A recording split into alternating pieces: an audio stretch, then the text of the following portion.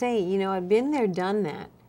Here's what I realized. I really started paying attention to what was going in, and then, and so they know you're not just preaching to them, but you've already been there. You've already tried. You've made the changes and then lost the weight, and you're back to like fighting weight, so to speak. But the other thing of it is too is being sedentary. And here's my story. This is so pathetic. Okay, I've never said this before, but this is the deal. About a year and a half ago, I dumped my car. I thought I need a challenge. I was sort of bored, and I thought I got to change some variable. And I really find life is a series of variables, and it's all physics as well. Dump my car.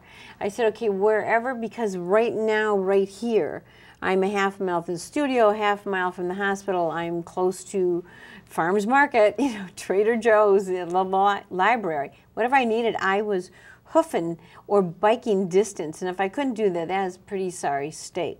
So I have a bike, I have a few bikes. Actually, I learned a really great lesson from a physician about bikes in the winter. I ride my bike, wear a helmet most of the time. Anyway, what I found, and this is pathetic and this is the truth, just riding a bike, not making any other change, but riding a bike, I didn't lose a pound. Nothing changed. And again, I was in that category. I have never weighed this much in my life. What is with that? So I had to stop, think about it, seriously think about it, and change a few things, which included more walking and changing more to like that MUFA type of eating, which was healthier, more the Mediterranean. And just what you said before, you can't skip breakfast, you can't skip lunch. It's like stoking the fires of the furnace every few hours with smaller, healthy dinners or meals. So what's the deal with that? And you'll find that you eat, the more I ate more of the fatty foods, the more cakes and cookies, the more I craved it. The more I started changing it and eating more fruits, and for my desserts having more grapes and strawberries and fresh fruit, the more I craved that, and the better it felt to eat like some fresh broccoli and carrots. It felt actually better to start eating those things. And it didn't feel as good to eat some of the other things. The more, you know, I love French fries. And, you know, buying French fries, you know, even though I love them, I eat them, but I felt heartburn as I'm swallowing them. Oh my gosh. You know, and so I switched, and if you cut your own potatoes and bake those instead, or if you even just bake your own fries, that's much better than deep frying if you roast them. So you get the same effect, but you haven't added the oils to it. Correct.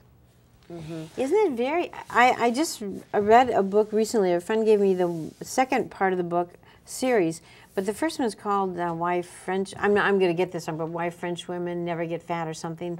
And then the second part of that is, you know, like a continuation with recipes. But the thing of it is, she's explaining what is the difference from how women in Europe look at food as an experience to enjoy. And she said the same thing. When you're eating fruit or you're eating things like that, how are you eating it? How much do you think you really need to eat at one sitting? Change it, and it's maybe hard at first, but it's again the variables. It's a lot of work. Whenever, particularly when I have patients who come into the sports clinic and they're adults and they've had an injury, or they've had a small injury that's resulted in something bigger than what they thought it was, or they have arthritis that's progressing and they're just gaining and gaining and gaining weight. I stress to them initially that it's hard. You know, I lost almost 25, 30 pounds, and it was work. So no matter what, you're going to have work ahead of you to lose weight. It's work that you have to put into it. And you do need a nice balance between both diet and exercise. But if you just exercise, you're not going to get enough out of it. Because you can always keep up with how much you eat. If you eat enough, you can always keep up without your exercise, because you have to do a lot of exercise to burn calories. You know, and so you can eat a piece of cake and it would take you 45 minutes to burn it out off doing some exercise. So if the average person could sit down and eat half a cake or something, or you see these things, or it's like that Super Size Me, these people would have to go in for days of exercise. You can have your one whole thing entire that day worth of calories in one meal. Oh yeah. And still be very hungry. And to lose your whole entire day worth of calories, you know, that's a lot of work. You know, you got to do a lot of work. So you need to do them in combination. They need to really be in combination. And one of the things you can do is do a diet diary. Those a lot of times will help if you write down everything you eat. But I warn people that, you know, it's hard.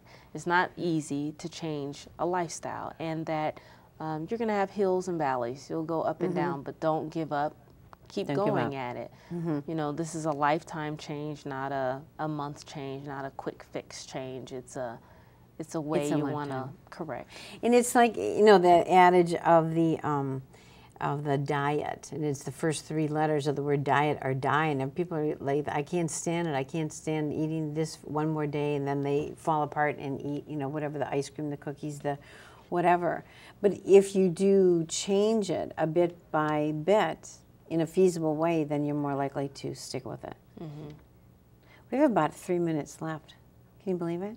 I know, it's going very quickly. It goes so fast.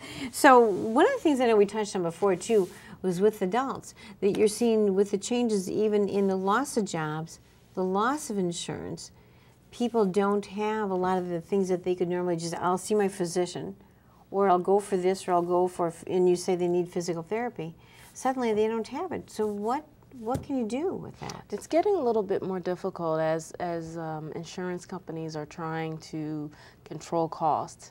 And I've noticed that more and more patients are starting to get a copay with every single physical therapy visit, rather than one overall copay. So if their copay is $10 or $15 or $20, whatever it might be, they go to therapy 2 or 3 times a week. They have to pay that each and every time they go to therapy. Who can afford that?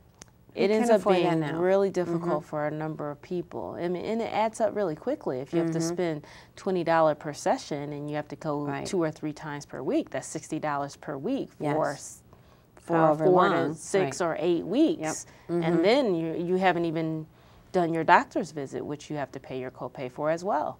It's frightening. It ends up being a bit of a struggle. What we've done for a number of patients, and it works for people who are really heavily motivated, it's a little bit harder for people who aren't as motivated, that need the extra push. But we'll go through some exercises in the office. We'll give them TheraBands and the bands to use.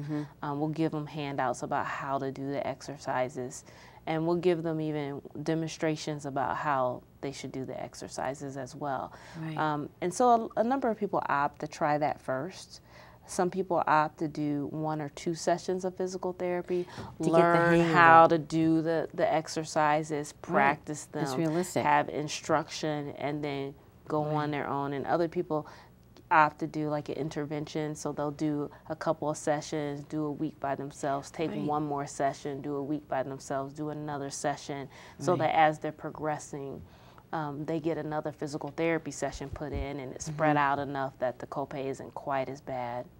So it really is being safe, being proactive, seeing your physician, and really, again, being proactive. You have to take it upon yourself to choose to make a change, no matter how hard or how long it takes. Exactly. Do it. Just do it. And then protect yourself appropriately. If you're out there running, you know, make sure you're running on safer surfaces. If you're out walking, make sure you have something that's visible. You know, just being, you know, the things that you think of to do that are safer, the things you would tell your kids to do. Make sure you have on your coat, make sure you cover your head, make sure you wear your helmet, you know. Be smart, be proactive, get fit. Correct. Thank you so much. Oh, Liz, thank you. It's been a pleasure. I know this is so much fun.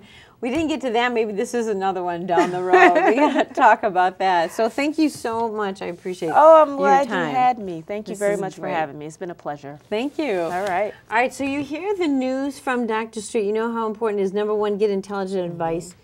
Be proactive with it, but start small. I don't care what. And I'm saying this to myself as I say it to you. All right? You know what she thinks? What do you think?